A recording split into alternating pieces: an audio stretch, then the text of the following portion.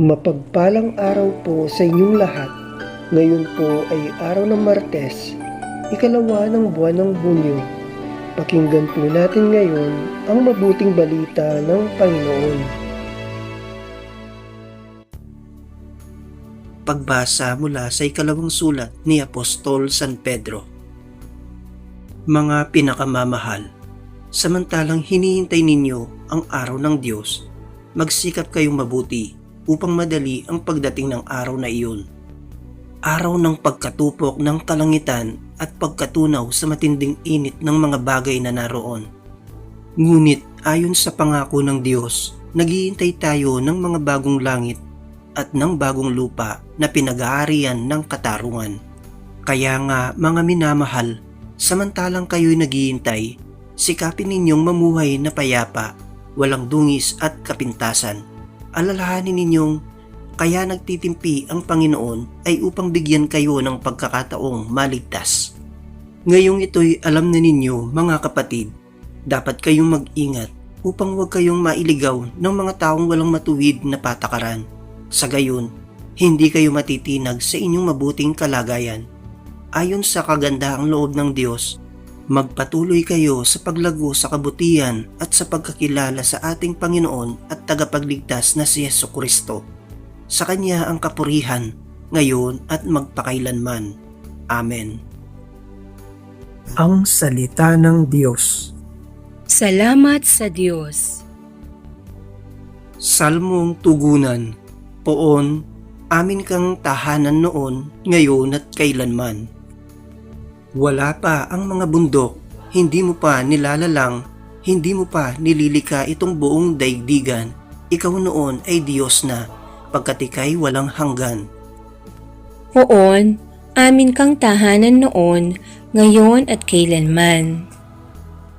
Yaong taong nilikha mo'y bumalik sa alabok, sa lupa ay nagbabalik kapag iyong iniutos. Ang 1,000 mga taon ay para bang isang araw sa mata mo, Panginoon, isang kisap mata lamang, isang saglit na magdamag na ito ay dumaraan. Poon, amin kang tahanan noon, ngayon at kailanman. Buhay nami umaabot ng 70 taong singkad, minsan na may umaabot na 80.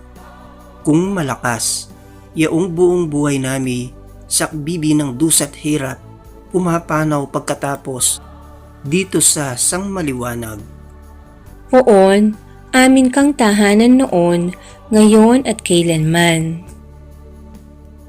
Kung umagay ipadama yaong wagas mong pag-ibig, at sa buong buhay nami may galakang aming awit, ipakita sa lingkod mo ang dakila mong gawain, at sa sunod naming lahi ipadama ay gayon din. Poon, amin kang tahanan noon, ngayon at kailanman. Aleluya, aleluya. Diyos Ama ni Jesucristo, kami ay liwanagan mo at tutugon kami sa iyo. Aleluya, aleluya. Ang mabuting balita ng Panginoon ayon kay San Marcos. Noong panahong iyon, ilang Pariseo at ilang kampon ni Herodes ang pinapunta kay Jesus upang siluin siya sa kanyang pananalita. Lumapit sila sa kanya at ang sabi, "Guro, nalalaman po namin kayo'y tapat at walang pinangingimian, sapagkat pareho ang pagtingin ninyo sa lahat ng tao, at itinuturo ninyo kung ano ang kalooban ng Diyos sa mga tao.